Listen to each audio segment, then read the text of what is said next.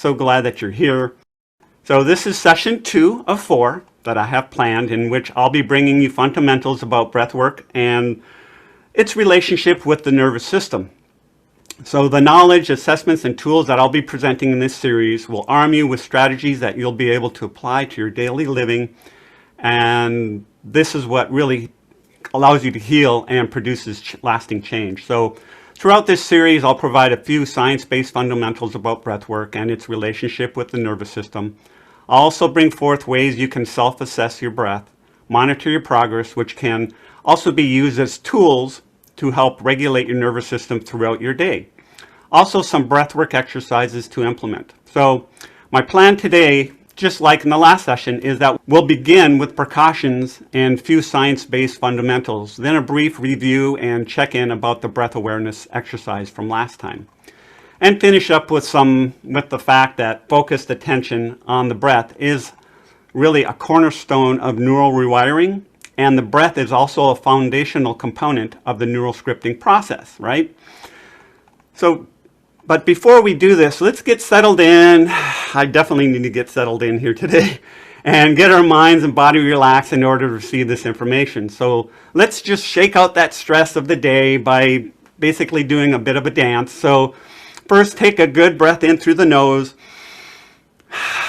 and let it out through the mouth with a sigh, dropping the shoulders, and take a moment to arrive in the here and now, right? So shake it out, and this is something I came up with that I chose today is from Rihanna, We Found Love. So let's just shake it out.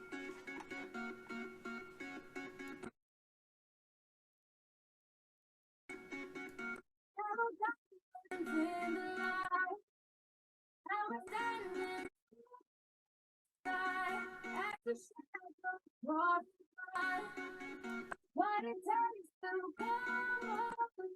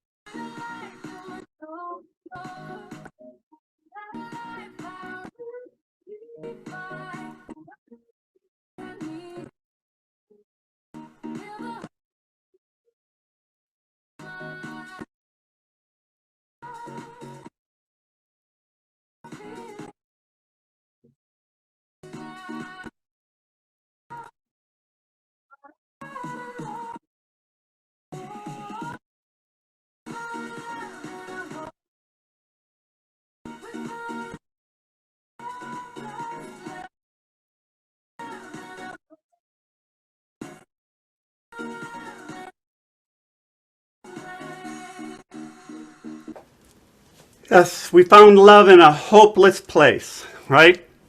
So, whoo! All right. So now let's get back tuned in here. Hope you all enjoyed that. I did. So find yourself in a comfortable seated position, or if you're standing, that's fine. Palms up, resting on your knees. Close down your eyes if that feels comfortable to you to do. And take a moment to arrive in the here and now. Take a deep inhale through the nose, filling your belly, followed by a deep exhale, relaxing the shoulders down through the back, allowing your presence to arrive in the here and now. All right, and breathe normally. Now, Let's quickly rub our hands together and at heart center. And as you do so, creating heat and energy. As you do this, you're activating both hemispheres of the brain, the creative and the critical. So you'll stop rubbing the hands, and as you bring your hands together at heart center, thumbs into the chest, elbows out to the side. You allow the creative and the critical to become one. And just sit with this for a moment. Now for me, I will say something like, thank you, angels, for providing me with the message that you all need to hear today. You can state something similar, whatever feels right for you to do. All right. Now, let's talk precautions for a minute. What I'm sharing with you here today are basics and aren't about advanced techniques that mimic hyperventilation or which could signal a sense of danger to the brain. So this is going to be more about creating safety and awareness for now. And later on, more advanced techniques can be explored for yourself. Maybe I might do that sometime later on or just on your own. But regardless, we wouldn't want to do breath work if we're having any upper respiratory issues and got the flu or congestion going on. Or during pregnancy, I wouldn't want to do any breath holds or hyperventilating type breath work. Just gentle, mild, relaxing, and calming breath work, right? So if in doubt, seek guidance from your primary care physician before proceeding, okay?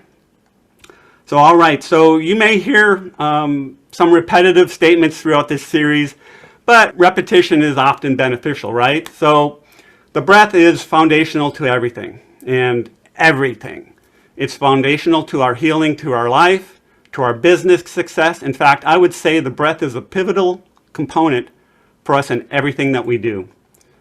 So we can use breath work as a tool to help engage the nervous system and calm an overactive sympathetic response. Or when we're feeling really sluggish, and can even be used preventatively in maintaining a calm nervous system. So as I had mentioned before, I have these 11 need-to-know science-based fundamentals about breath work and its relationship with the nervous system. And I'll be sharing 3 more of those here with you today. So these will be fundamentals numbers 4 through 6. 1 through 3 were the last time. So number 4, every breath we take impacts our health and life either for the better or for the worse. In other words, there is not a single health condition or life challenge that cannot be improved upon by optimizing our breath. And likewise, suboptimal breathing can make any single health condition or life challenge much worse. So our breath impacts our mind, body, emotions, and our energetic biofield. It's all bidirectional. Number 5, 6 breaths per minute is the magic Goldilocks number for coherence. Coherence is when our breath, mind, and nervous system are in sync with one another. And to hit that magic number of 6, that would equate to us consciously inhaling on the 5 count and then exhaling on the 5 count. Autonomically, breathing happens automatically, of which we don't consciously control. However, we can put focused attention on it and bring it into that zone. Number 6, mouth breathing in general is bad, but at night, it's a significant health blocking factor, and therefore it's very wise to consider mouth taping. Yes, mouth taping, you heard me right. Those with sleep apnea can benefit from this mouth taping as well, for sure. I use a brand of mouth strips. I've used actually quite a few different brands or types of things, and I come to find that Somonix, which is spelled S-O-M, and M as in Mary, and then N as in Nancy, I-F-I-X, so Sympathetic. And the reason I suggest them is because they're certified gluten-free, and they don't cause any type of rash or icky feeling. They just feel nice, right? So, and they have a slit in the middle for the mouth, so that if you do need to breathe through your mouth, it is possible. And it wouldn't cause a feeling of suffocation, which would not be good for the nervous system. So they're specifically designed for night sleeping. Now, Myotape, Myotape, is another gluten-free brand as well, but just kind of the same thing, but it doesn't have the slit. So whatever you feel comfortable with, and I've tried them all. Also, and probably the most economical version of doing any of this mouth taping is to use 1-inch wide rolls of 3M micropore surgical, which I will call that paper tape, if you have heard that term, will also work by making an X over your mouth and helps to have any makeup and skin oils removed around the mouth, regardless of any type of mouth taping that we use, just so it sticks better. So, which I assume most women will remove any makeup prior to bed anyway, but it's worth mentioning that. So, and this micro tape, it's just rolls of tape, right? And, you know, you just pull off a piece, pull off 2 pieces. I mean, it's pretty basic, and I'm not going to be able to talk, but you would just, I'd go from, you know, underneath one side of the nose to the other.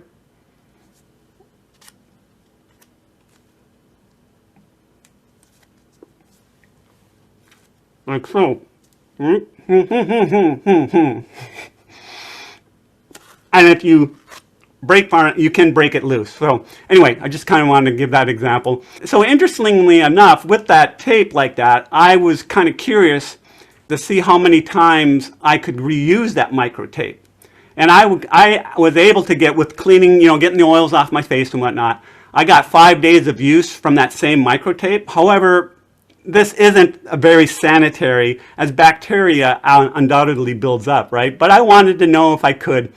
And the rolls of microtape are the most economical method, but whatever works for you. So later on, I'll put links to these, the Somnifix and the sleep strips and the microtape in the chat there.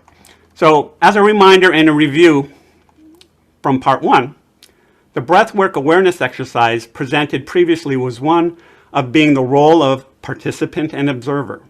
And part of that observer is to stop and do regular breath and body check-ins, especially those with chronic health conditions, because they have developed this maladaptive habitual patterns of body armoring, tensing, and poor breathing patterns, which only contributes further to their dysfunction. So how did you do in practicing your breathwork awareness from the previous session? I'm kind of really curious to see. So, and if you don't know what I'm talking about, see the previous session to review this again. And I uploaded a much better quality audio, as the audio on the demonstration originally was hard to understand. So look for that updated version. So with that exercise, did you notice anything about how you breathe in your daily life? Do you find you hold your breath a lot when you're stressed, or take short breaths from the chest, or that maybe you're a mouth breather? What came up for you? So anybody want to share, or do so in the comments? And kind of curious to see what everybody's come up with. So the basic breath awareness exercise was the starting place, and really not an assessment, but it's just that bringing in that awareness. And I have a total of 6 assessments to share. We are going to do number 1 today, which has actually 2 parts. Part 1 is the inhale hold, and part 2 is the exhale hold. The first assessment is called the sympathetic versus parasympathetic dominance quick check. So we're going to move on to this breathing dynamic, and it's not just a breathing dynamic test, it's a breathing dynamic test resilience assessment, which is both a test and a tool, because our breath is a homeostatic control switch for our nervous system, right? So I'm going to walk you through these 2 parts, and each part has a few multiple parts in it. And I prefer you to not really be like maybe taking notes and whatnot and being in that analytical brain. I want you to be present and in your experiential body. I want you to experience this, right? So you can review the recording, you know, later. So I do need to ask if you have access to a smartphone that you can use as a stopwatch timer, or some sort of timer that counts seconds, because it can be helpful. But not necessarily for this particular test, but ongoing tests that we'll be doing, you'll definitely need some type of a timer. Also, you'll need a piece of paper, a pen, something to write with. So get some sort of a timer out, and pen and paper, and I'll let you know when you need those. If you don't have a timer, what I can do is I'll show you my timer, and hopefully that'll work out for you. I'll just put it up to the screen. Also, anytime we do breath work, ensure that you're filling your belly, the belly diaphragm, right? The diaphragm is just above the belly there, in that abdominal cavity area. And then the lungs, much like filling a glass of water. It goes to the bottom, right? That would be the belly, and spreads out and then fills up. So the belly should expand first, and then the chest will follow. All right, you want to do this assessment sitting down in a relaxed, comfortable way. I hope you're all ready. So assessment number 1, again, is called the sympathetic versus parasympathetic dominance quick check. In other words, it's a quick check to help you assess whether your physiology is more wired for sympathetic or parasympathetic. Basically, more wired for stress or rest and digest. So I'm going to give you some instructions. I want you to really just first listen completely to all the instructions before doing anything, all right? So just listen first. So this assessment, like I said, has 2 parts, and these 2 parts assess for sympathetic versus parasympathetic dominance. So the instructions are this. You're going to breathe normally, whatever normal is for you. Hopefully that's not a short breath, because we're going to want to make sure we're taking good normal breaths. And we're going to take 3 normal breaths in and out. And on that 4th breath, you're going to take a nice normal diaphragmatic inhale, right? That's maybe 10 to 20% more, just to be thorough, that you're taking a good breath, right? And maybe you're a chest breather. So we just want to make sure we're getting that, we're not taking shallow breaths, I should say, right? As many of us take shallow breaths, thinking that that's normal. And we're so used in living our lives off the hormones of stress, right? This is why last week's awareness exercise is very important.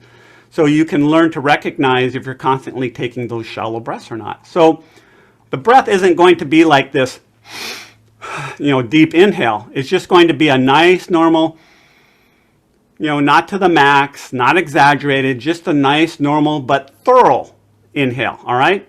And you're not going to exhale after you take that last normal inhale. You're going to hold your breath and count in your mind.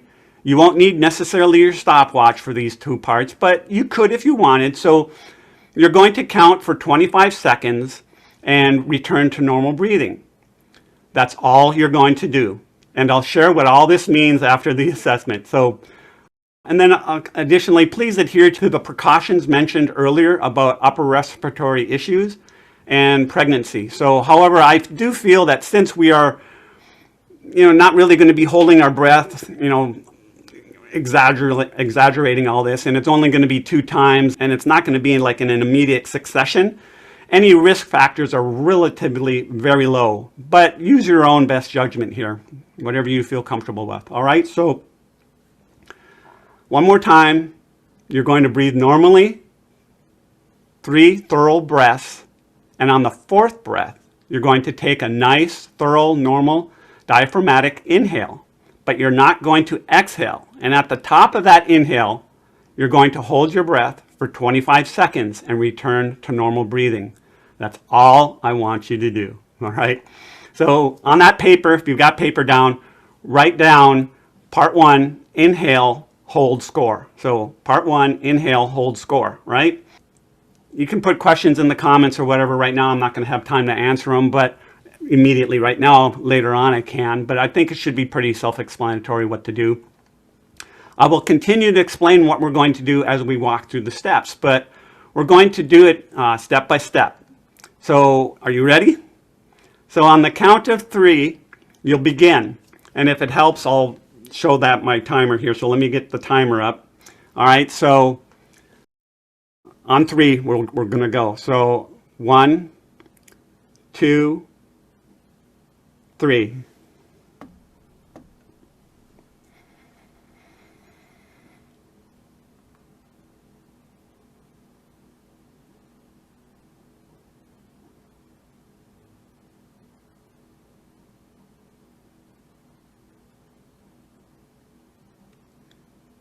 All right, almost done. And 25. All right, just I'll wait a few seconds for people to gather themselves. Okay. Just to make sure, ensure everybody's done. All right, now what I want you to do is I want you to rate yourself on a scale of 0 to 10, with 0 being not uncomfortable or stressful at all, and 10 being highly uncomfortable and stressful, and how much discomfort or stress you felt as you approached the end of your counting. And record that number down on the paper. So you got that? So 0 to 10. So 0 would be not uncomfortable or stressful at all, and 10 being highly uncomfortable. Okay? All right. So now part 2. All right, we're going to move on to that second part. First, you always want to be sure you recover completely from the first part. It takes a few minutes. But the more chronically distressed, more time is usually needed to recover. So by the time I get done explaining this next portion, you definitely should be fine. So part 2 is you're going to do the exact same thing you did in part 1, but this time on your last fourth breath, rather than holding on the inhale, you're going to exhale completely. You're not going to hold your breath, but rather you're going to exhale completely and then hold the breath as you exhaled, right? You exhale, and at the bottom of that exhale, you hold the breath and count for 25 seconds and then return back to normal breathing. So now on your paper, write down part 2, exhale, hold score. Okay? So same thing like we did previously, except now we're exhaling. All right, are you ready? And I'll show my phone again if that helps. Let me reset it. Okay, on 3, we'll begin. So 1, 2, 3, and begin. Hopefully y'all can see my timer clearly enough. It looks like I can see it, so it should be good. So again, 25 seconds.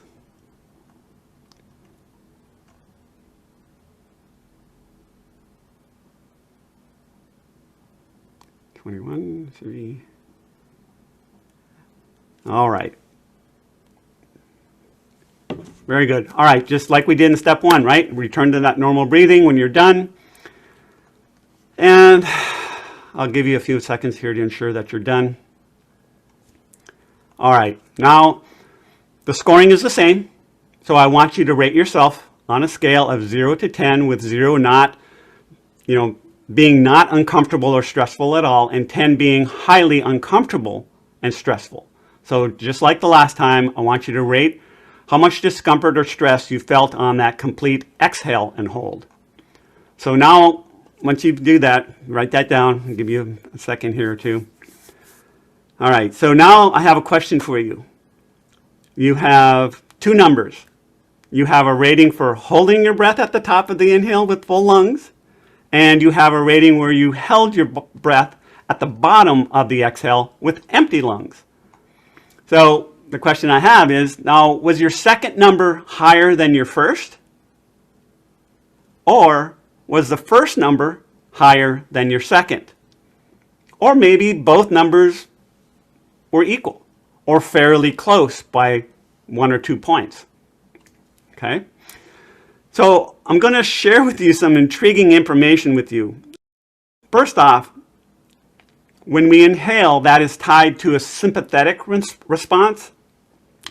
And inhale is a sympathetic response or a trigger because our muscles are contracting, sending oxygen, and possibly preparing for fight or flight.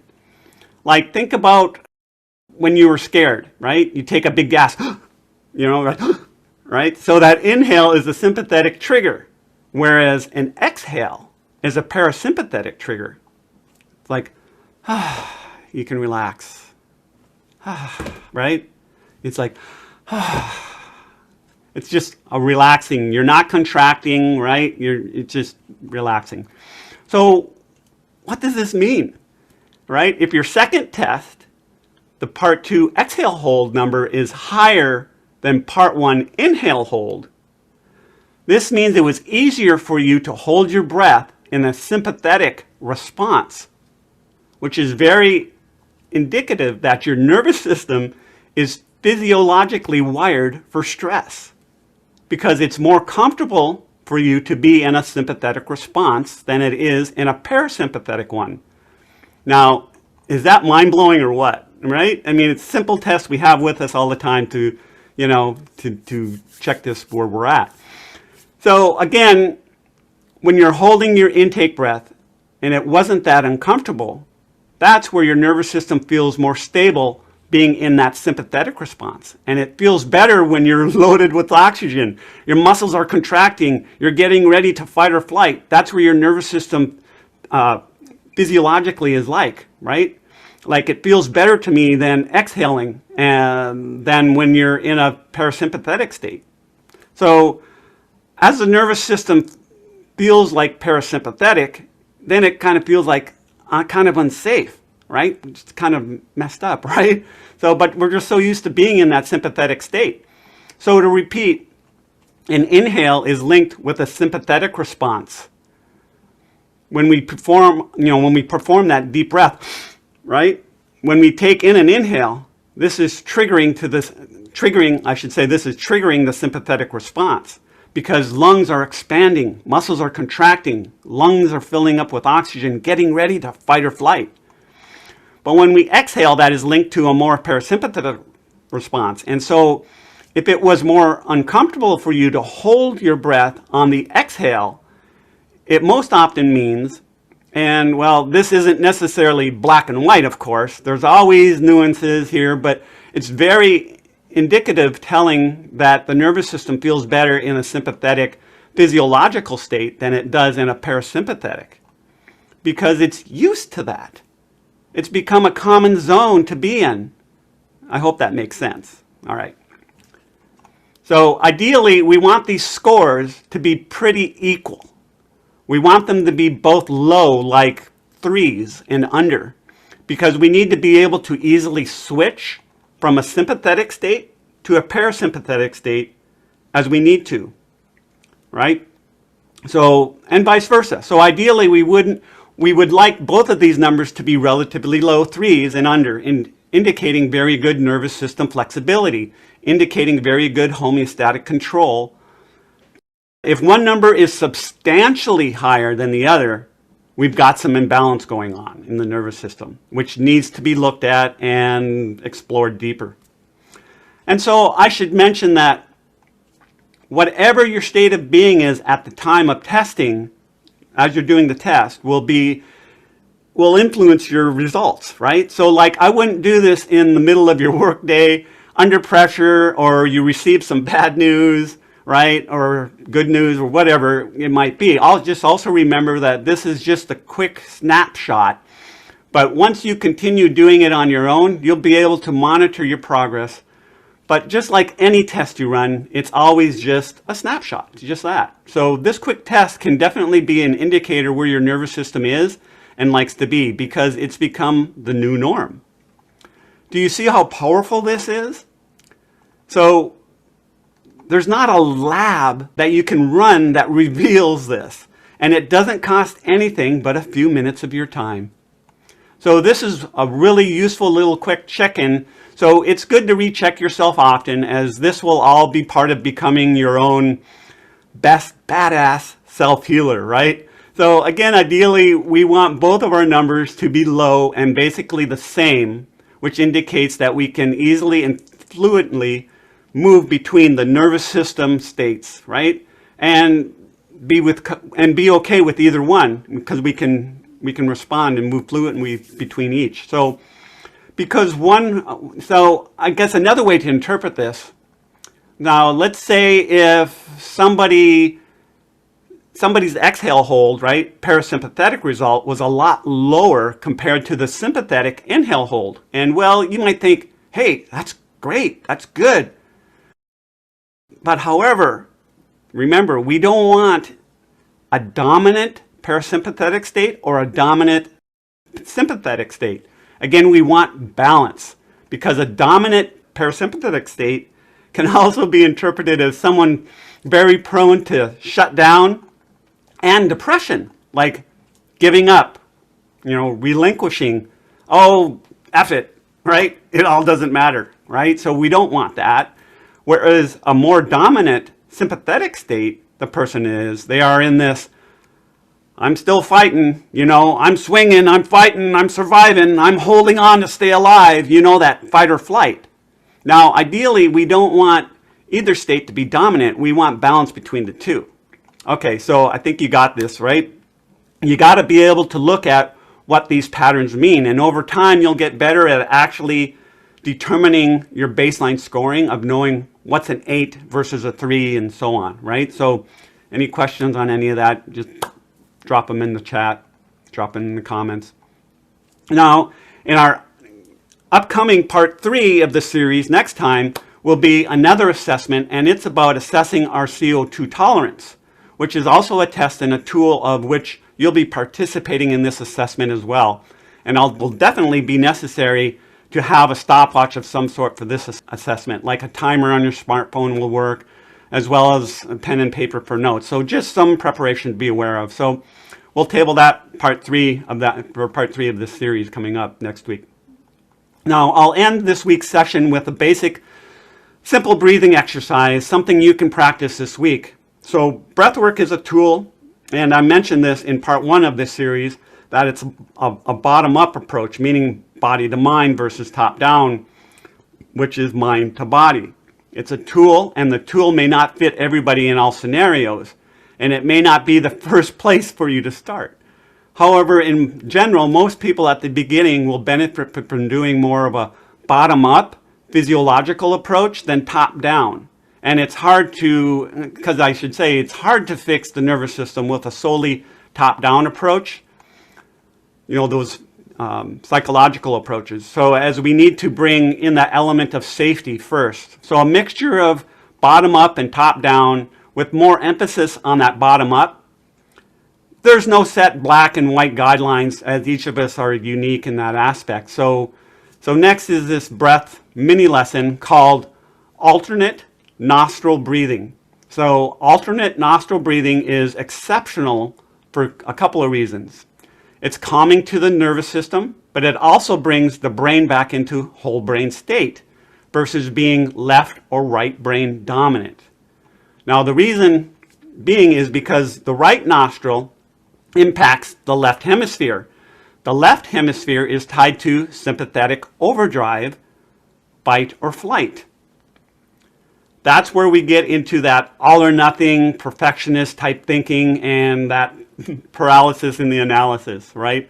Where the left nostril impacts the right hemisphere, which is and that right hemisphere is our emotional brain. And when we get stuck in our emotional brain, we can get overly dramatic into the story, like, oh my God, he's such an, insert whatever colorful metaphor that you have if you're choosing here, right?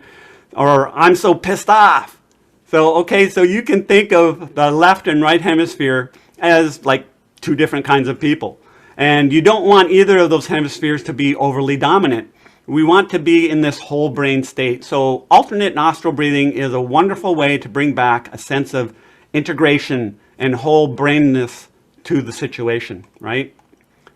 All right, so when we go into that fight or flight, the communication between the left and right hemispheres of the brain often becomes chaotic, leading to irrational and overly exaggerated thoughts and emotional patterns, which then take us out of the present moment and spirals us into rumination about the past or worrying about the future. So alternate nostril breathing is a pranayama yogic practice of focusing on the breath. Prana means vital life source, and yama means to gain control. So alternate nostril breathing is a simple yet powerful way to calm the nervous system by promoting a sense of control through the senses, distracting the mind away from destructive mind stories, it helps to lower the heart rate, reducing inflammation, and restoring balance between brain hemispheres. So here are the steps for alternate nostril breathing. You're going to want to sit or stand in a comfortable position, right? And it might be a little awkward for me doing it here on Zoom, but basically you're going to be just lift your right hand up towards your nose. And there are various what we call prana mudra techniques, which means hand gestures, right? And the first is the more traditional, is touching two fingers between the brows. So you would touch these two fingers between the brows, which helps in remembering to connect to your third eye and go within, right? And so then you would use the thumb and the other finger to alternate back and forth. It's kind of hard to see, I know. I'll show you here in a second. So, and then the second is folding. So you basically give a V, like the Spock sign, right?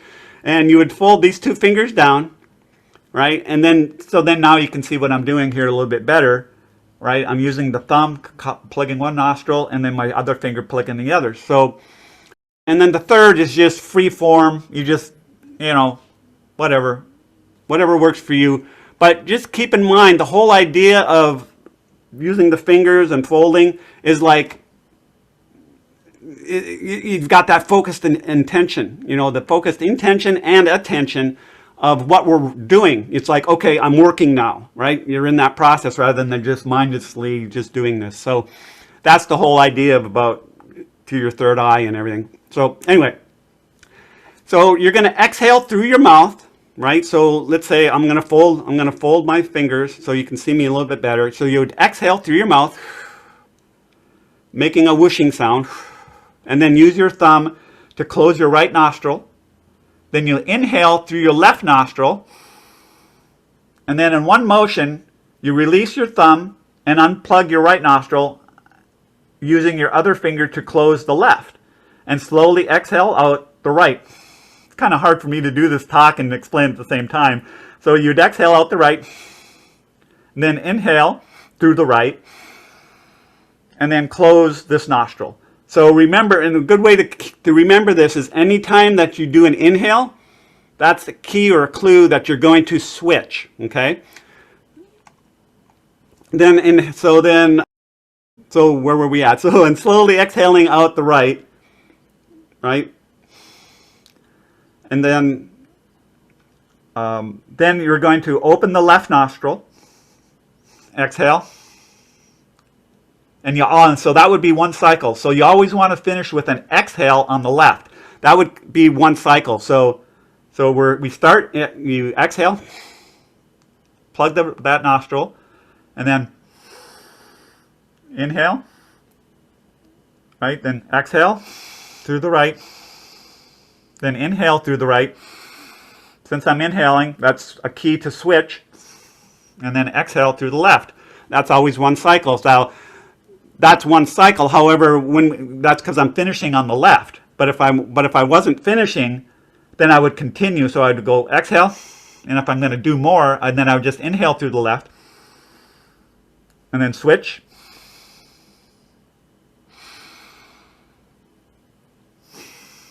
and so on. I think you got the idea, right? So that's all. So so just think of it again as at the beginning you start with just an inhale on the left, no exhale. And at the end is the only time that you exhale on the left. So in between these, you'll have an exhale and an inhale for each side, right? So be sure to always complete the practice by finishing up with an exhale on the left side, like I stated a little bit ago, but just always good to reiterate that. And it may help to think of it like this again. So whenever you finish at the top of an inhale, you then switch, making the exhalation and the inhalations of equal length and avoid any sense of forcing your breath. It is ideal to continue this for up to 5 minutes for optimal results, but you start out slow and maybe get a minute or two in, then work up to 5. But for something a bit more challenging, once you get a little bit accustomed to this and a little bit better, one would be a pause for 4 seconds when switching nostrils and slow your breathing. So you would complete 4 cycles in a minute. After a month or two, then you would you pause more, slower cycles, and longer times. Like maybe you would do a 4. You can inhale for 4. Then I'll hold for 4. You hold. And then you switch and exhale for 4.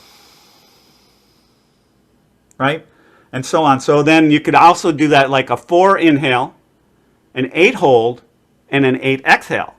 Right? So there's no really set rules here. It's just a matter of just making sure that you alternate. So I will tell you that this tool was one of the ones that I use most often throughout my day and each night before I go to bed to calm my racing and very depressed mind when I was in that state. So doing 3 or more during the day, as you're going throughout your day and just sprinkling it out through your day, and then working up to 5-minute sessions of this type of breathing throughout that day has been key for me in all aspects of my life. Like I mentioned in part 1, these types of breathwork exercises are calming and not aimed to be energizing. As such, I particularly find it helpful to do calming breathwork an hour before bed to get myself in a completely parasympathetic state ready for sleep. So I will generally stack modalities. So I will listen to some kind of healing frequency, choose a breathing exercise, all while laying on a yoga mat with my legs up the wall, right? I mentioned that last week about having the legs up the wall. So I will stack it to get all these different things in. And, just go at your own pace, be gentle with yourself, and give it a try. So in wrapping up, whenever I find myself engaged with perfectionist, all or nothing thinking, fretting, or whatever my mind tends to do, I know it's time to take a pause, to walk away and do some focused breathing, so I use my breath to pause. Counting, paying attention to the rhythm, and it helps me to get out of that spiral. And that's the point where neural rewiring happens, guys. It's in that instant we catch it and intervene with it. That's when it happens. And I think I stated this last week in part 1.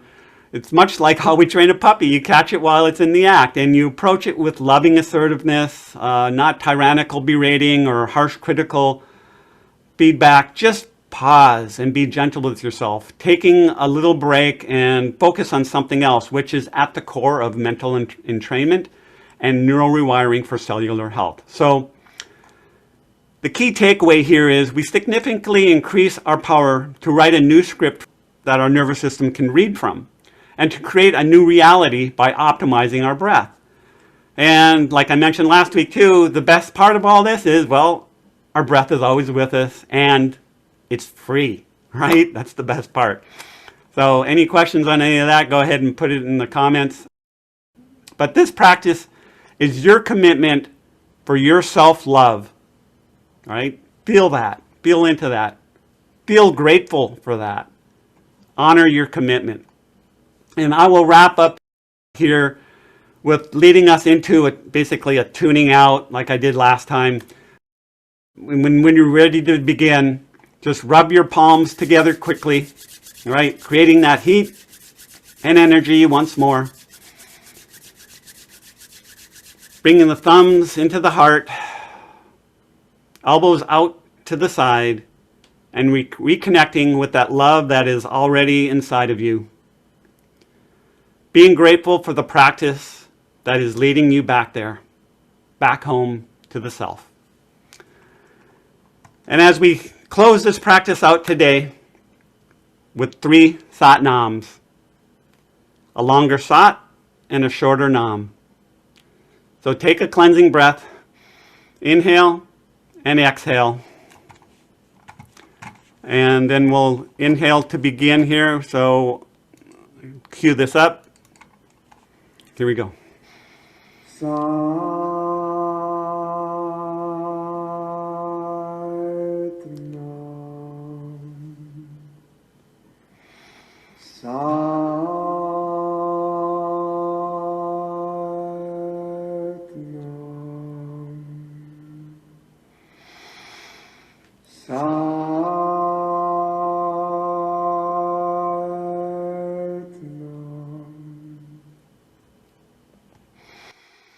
So, Sat is truth, Nam is essence.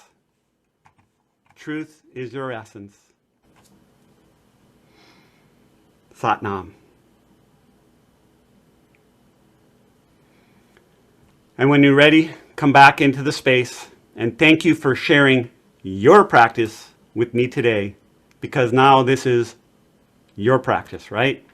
So I enjoyed our time together here, and I hope you got some benefit from this, and looking forward to hearing from you next time on how your week went. So much love, light, and joy to you all. Have a great day.